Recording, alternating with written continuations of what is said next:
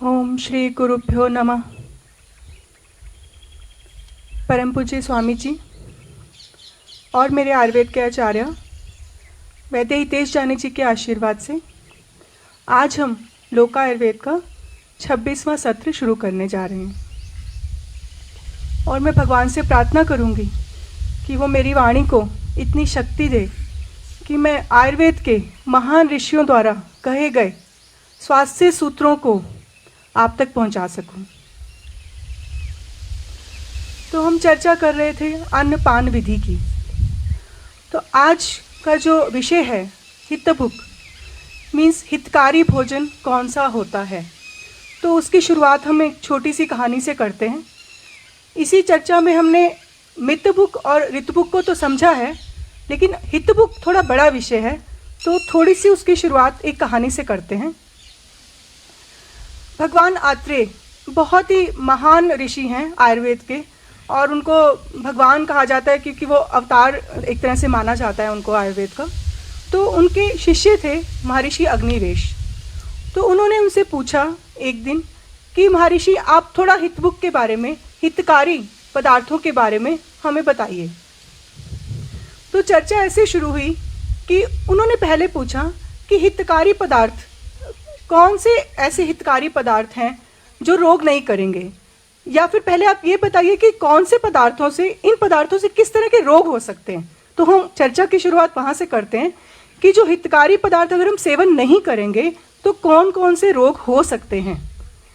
तो उन्होंने बोला कि नपुंसकता मतलब इनफर्टिलिटी।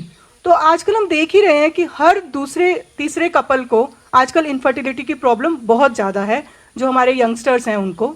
तो ये प्रॉब्लम अगर हम हितकारी भोजन नहीं लेते हैं तो ये पर्याप्त मात्रा में ये रोग होगा। फिर आँखों की प्रॉब्लम, रक्त की प्रॉब्लम, लीवर की प्रॉब्लम, स्किन की प्रॉब्लम, कुष्ठ रोग, बहुत सारे ज्वर। तो इस तरह की थोड़ी सी बीमारियां मैंने आपको बताई हैं, लेकिन उन्होंने इसमें बहुत ही व्यापक रूप से बीमारियों का वर्णन किया है जब उन्होंने ये चर्चा की। तो इस तरह से हम ये उनकी चर्चा से समझ सकते हैं कि किस किस तरह के रोग अगर हम हितकर भोजन नहीं करते हैं तो हो सकते हैं। ये मैं आपको इसलिए बता रही हूँ क्योंकि अगर हमें पता ही नहीं होगा कि हमें किस तरह की प्रॉब्लम इससे होंगी तो शायद हम उस पर इतना ध्यान नहीं देंगे। तो इसलिए हमने चर्चा की शुरुआत ऐसे ही की कि कौन से रोग होंगे। तो उसके बाद उन्होंने पूछा कि फिर क्यों होंगे ये, मानव के शरीर में ये रोग क्यों होते हैं, अगर हितकारी भोजन से इनका क्या संबंध है। तो फिर उन्होंने बताया क्योंकि जो शरीर की उत्पत्ति है वो अन्न से होती है। ये हम सभी वेदों में पढ़ते हैं, हम संतों से भी सुनते हैं कि जब गर्भावस्था में जो भी आहार हमारी माता ग्रहण करेंगी उसके हिसाब से ही हमारी शरीर की निर्मित होती है। तो और जहाँ के एरिया का वो अन्न खाएंगी, तो इस तरह से बहुत सारी चीज़ें मिलाकर जब हमारा शरीर बनता है तो मुख्यतः उसमें अन्न का रोल होता है। तो उन्होंने बोला कि शरीर की जो उत्पत्ति है वो आहार से होती है, और जो रोग हैं उसका कारण भी आहार है। तो इसलिए उन्होंने बोला कि शरीर और रोगों दोनों का संबंध आहार से है। इसीलिए अगर हम अहितकर आहार लेके तो हमारा शरीर रोगी होने ही वाला है। तो इसलिए हितकर आहार लेना शरीर के लिए जरूरी है ताकि शरीर निरोगी रहे। तो एक छोटा सा श्लोक भी इसमें उन्होंने बताया था, वो हम थोड़ा सा एक बार उच्चारण कर लेते हैं। उन्होंने बताया था आहार संभवम वस्तु, आहार संभवम वस्तु रोगश्च आहार संभवाः। मीन्स शरीर मतलब वस्तु जो उन्होंने इस तरह से बताया, एक तरह से वो भी आहार की वजह से होगा, और रोग भी आहार की वजह से ही संभव होंगे। हित अहित विशेषाश्च हित अहित विशेषाश्च विशेषः सुख दुखो।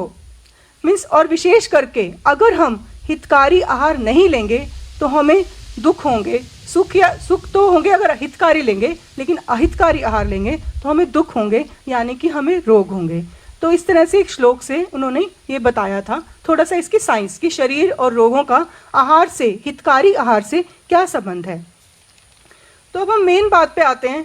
तो लास्ट क्वेश्चन जो उन्होंने भी पूछा, ये शंका तब भी थी कि हम कैसे जानेंगे कि हितकारी आहार कौन सा है, उसके लक्षण क्या हैं। तो उन्होंने बोला कि भगवान कृपया आप हमारी ये शंका दूर कीजिए तो उन्होंने ये शंका क्यों बताई, उस टाइम ये शंका भी क्यों हुई थी जो हमें है कि कौन से लक्षण है, कैसे सेलेक्ट करेंगे, हितकारी आहार कौन सा है।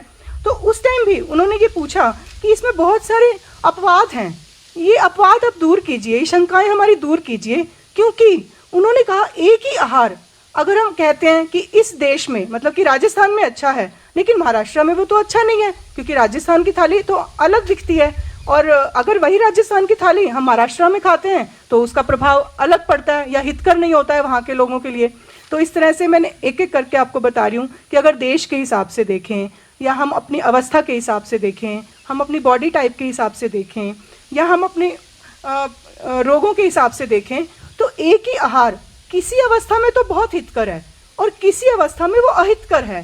तो उन्होंने बोला कि जो पुरुष की भिन्न भिन्न अवस्थाओं में ये विपरीत तरह का हितकर और अहितकर आहार दिखता है, तो हमें बड़ा कन्फ्यूजन होता है, बड़ी शंका है, बड़ा अपवाद है। तो कृपया आप भगवान इसे क्लियर कीजिए। तो उस टाइम महर्षि आत्रेय से भी उनके शिष्यों ने ये पूछा था, तो उसका उत्तर उन्होंने क्या दिया था तो उसको जानते हैं, क्योंकि हमें बहुत इसमें इंटरेस्ट है कि हाँ कौन से हितकर आहार हैं, कैसे लक्षण हैं, तो हम सब ये जानना चाहते हैं, हम सब भी ये जानना चाहते हैं। तो उन्होंने कहा कि एक विधि है सप्त आहार कल्पना विशेष, सप्त आहार कल्पना विशेष, ये उन्होंने उसको नाम दिया। वैसे अलग अलग साहित्यों में, अलग अलग संहिताओं में थोड़ा सा इसमें अलग अलग है, किसी ने अष्ट विधि आहार दिया है और किसी ने सप्त आहार कल्पना विशेष के नाम से बताया है। तो अभी जो हम चर्चा करेंगे वो अष्टांग संग्रह की संहिता की चर्चा करेंगे, जिसमें 7 तरह के आहारों के 7 तरह की लक्षण बताए हैं, जिससे आप डिसाइड कर सकते हैं कि वो आहार हितकर है या अहितकर है। तो सबसे पहले हम उनके नाम जान लेते हैं कि वो 7 लक्षण क्या हैं, जिससे हम ये जान पाएंगे कि वो आहार हमारे लिए हितकर है या वो आहार हमारे लिए अहितकर है। तो सबसे पहले उन्होंने बताया संयोग। अभी पहले हम सिर्फ नाम जानेंगे, फिर बाद में इनकी धीरे धीरे चर्चा करेंगे। तो सबसे पहला है संयोग, दूसरा है स्वभाव या प्रकृति, तीसरा है मात्रा, चौथा है संस्कार, पांचवा है देश, छठा है काल और सातवां है उपयोग व्यवस्था। तो इन सब 7 लक्षणों को हम धीरे धीरे जानेंगे। आज सबसे पहले हम जो चर्चा करेंगे वो संयोग के ऊपर चर्चा करेंगे। संयोग का मतलब अगर हम इंग्लिश में आज की भाषा में कहें तो कॉम्बिनेशन, किसी भी 2 पदार्थों को कॉम्बिनेशन कैसे खाना या कौन सा कॉम्बिनेशन ना खाना। तो ज़्यादातर जो खाना है उसमें तो कोई ज़्यादा चर्चा नहीं की गई थी, लेकिन जो विरुद्ध संयोग थे ज़्यादा चर्चा उस पर की गई थी, क्योंकि ज़्यादा प्रॉब्लम उनसे है। अगर वो विरुद्ध बता देंगे तो साफ पता लग जाएगा कि बाकी सब चीज़ें ठीक हैं, वो हम खा सकते हैं। तो विरुद्ध संयोग वाली चीज़ें आपको नहीं खानी है। विरुद्ध कॉम्बिनेशन, जो 2 वस्तुएं, 1 या 2 पदार्थ जो आपस में संयोग विरुद्ध हैं, उनको खाना अहितकर है। तो संयोग विरुद्ध कैसे बताया उन्होंने, तो जो कल हमने चर्चा की थी कि अगर कोई आहार, उसके गुण, उसके रस, उसका वीर्य, उसका विपाक, मतलब जो उसके न्यूट्रिशन बनाते हैं, आयुर्वेद की भाषा में किसी द्रव्य का गुणवत्ता बताने वाले जो 4 घटक हैं, मतलब कि उसका गुण, उसके रस, उसका वीर्य, उसका विपाक, अगर इन 4 घटकों में अगर 2 पदार्थ हम एक साथ जो खा रहे हैं वो उसके इन 4 घटकों में विरुद्ध है, कुछ विरुद्ध है, गुण के हिसाब से विरुद्ध है, वो रस के हिसाब से विरुद्ध है, वो वीर्य के हिसाब से विरुद्ध है, वो विपाक के हिसाब से विरुद्ध है, तो फिर उसको संयोग विरुद्ध माना जाएगा। आज की भाषा में भी हम बाद में थोड़ा सा मैं इसको बताऊंगी आपको जो आज की मॉडर्न साइंस ने भी जब हमारी आयुर्वेद की इन बातों को रिसर्च की, इसके ऊपर उन्होंने भी बहुत रिसर्च की, आजकल डाइट के ऊपर बहुत रिसर्च हो रही है, तो उन्होंने इसका निष्कर्ष कैसे निकाला था वो भी मैं बाद में इसकी चर्चा करूंगी। तो अभी पहले हम समझ लेते हैं कि संयोग विरुद्ध, तो संयोग विरुद्ध में कैसे संयोग होंगे, तो थोड़ा सा उदाहरण से हम जानते हैं। तो सबसे पहले मैं दूध का उदाहरण लूंगी, क्योंकि दूध जो है वो हमें कहा जाता है कि अपने आप में एक संपूर्ण आहार है और उसके साथ किसी भी और आहार की हमें ज़रूरत नहीं होती, और आज की मॉडर्न साइंस भी मानती है कि it is a complete meal. तो उन्होंने बताया कि दूध के साथ फिर कौन कौन से संयोग विरुद्ध आहार हैं जो हमें बिल्कुल भी नहीं लेने चाहिए और जो हमारे लिए अहितकर हैं। तो सबसे पहले ये लोग जो नॉनवेज खाते हैं उनके लिए ज़्यादा है कि मछली और दूध एक साथ नहीं खाना, वो संयोग विरुद्ध है। तो आई थिंक आप संयोग समझ रहे होंगे कि कॉम्बिनेशन मीन्स एक दूसरे के साथ खाने का संयोग, तो वो नहीं खाना। और दूसरा अम्ल रस प्रधान सभी पदार्थ और दूध, मीन्स जितनी भी खट्टी चीज़ें हैं, आप नींबू ले लीजिए, कच्चा आम ले लीजिए, या जितने भी रस जो है वो अम्ल टेस्ट के हैं, उसको अगर हम दूध के साथ खाएंगे तो हमें बहुत सारी प्रॉब्लम्स होंगी, बहुत सारी स्किन डिजीज़ होंगी, क्योंकि शास्त्रों में इसको संयोग विरुद्ध माना गया है। फिर नमक और दूध खाना, तो इसको भी संयोग विरुद्ध माना गया है। फिर दूध और दालें खाना, इसको भी संयोग विरुद्ध माना गया है, आप दूध के साथ कोई भी दाल नहीं खानी चाहिए। फिर दूध और दही खाना संयोग विरुद्ध माना गया है। फिर दूध और फलों को खाना संयोग विरुद्ध माना गया है। और आप आजकल देखिए कितना, आप common example, mango milk shake हम पीते हैं, बनाना शेक हम पीते हैं, चीकू शेक हम पीते हैं, एप्पल शेक हम पीते हैं, ये कितना कॉमन आपको मार्केट में नजर आएगा, और शास्त्रों में इसको बिल्कुल विरुद्ध माना गया। और उसका तो श्लोक भी हमें बिल्कुल उन्होंने क्लियरली बोला, विरुद्ध अम्लम पैसा सह सर्वम फलम, कि सभी फलों के साथ दूध विरुद्ध आ रहा है। अम्ल पदार्थ तो भी उन्होंने बताया, विरुद्धम अम्लम पैसा सह सर्वम फलम, कि सभी फलों के साथ दूध विरुद्ध आ रहा है। लेकिन कुछ ड्राई फ्रूट्स ऐसे हैं सिर्फ उनके साथ हम दूध ले सकते हैं, जैसे कि बादाम, किशमिश, छुआरा, खजूर, इनको छोड़ के जो भी फल हैं हम बहुत कॉमनली खाते हैं। केला और फल हम रोगी को भी देते हैं, हॉस्पिटल में जाके हम रोगी को देते हैं कि केला खाइए, फल खाइए, न्यूट्रिशन मिलेगा,